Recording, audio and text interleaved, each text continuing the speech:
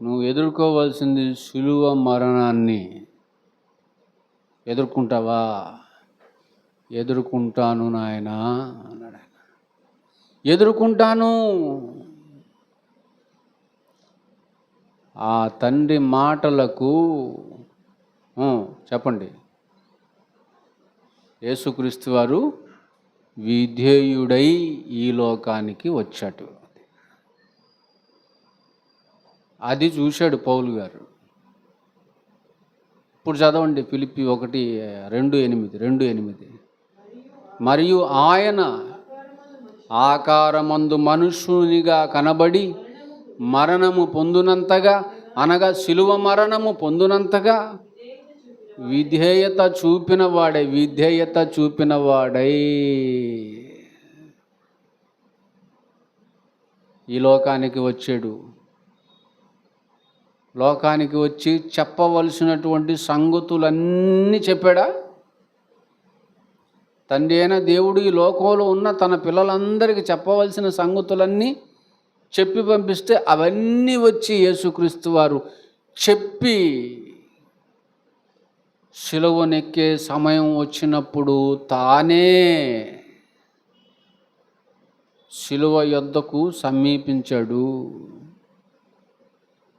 ఇష్టపడి సిలువ చెంతకు బయలుదేరాడు ఆయన. ఎంత గొప్ప విధుడో చూడండి. దాన్ని ఏమన్నారంటే సిలువ యాత్ర అన్నాడు. పాట కూడా ఏదో ఉంది, యాత్ర. ఈ యాత్ర ఎక్కడ ప్రారంభమైంది? గెత్సేమనే తోటలో నుండి ప్రారంభమైంది ఈ యాత్ర.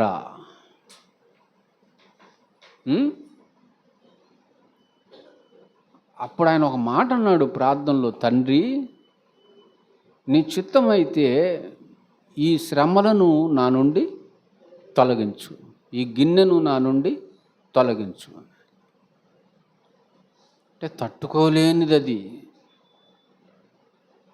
ఆయనే ఆ మాట అన్నాడంటే అది ఎంత హీనమైనదో, ఘోరమైనదో, నీచమైనదో, అవమానకరమైనదో, భారమైనదో ఆలోచించాలి. వెంటనే మరొక మాట, ఆయనను నా ఇష్ట ప్రకారము కాదు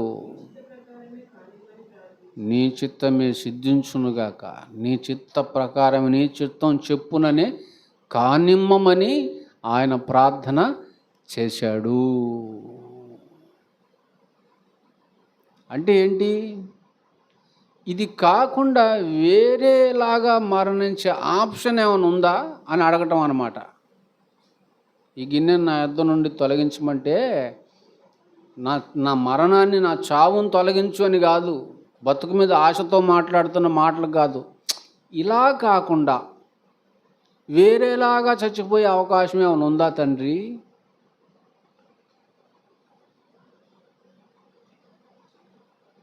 సౌండ్ లేదు. తండ్రి ఏం చెప్పట్లా, కొంచెం గ్యాప్ ఇచ్చాడు ఆయన. ఏం చెప్పట్లా, అర్థమైపోయింది. ఓకే నాన్న, వేరే ఆప్షన్ లేదని అర్థమైపోయింది, దీన్నే ఖాయం చేస్తాను, దీన్నే ఖాయం చేసుకుంటాను అని ఆ ఘోరమైన మరణం అనే ఆప్షన్ని ఆయన తీసుకున్నాడు. ప్రియులారా, తీసుకున్నాడు.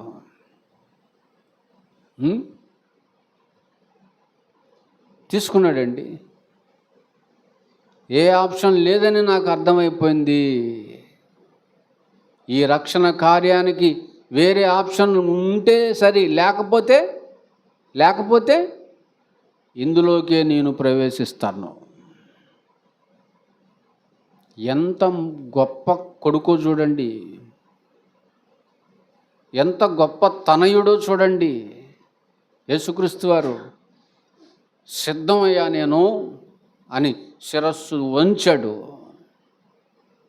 శిరస్సును దించి సిలువ చెంతకు వెళ్ళిపోయాడు.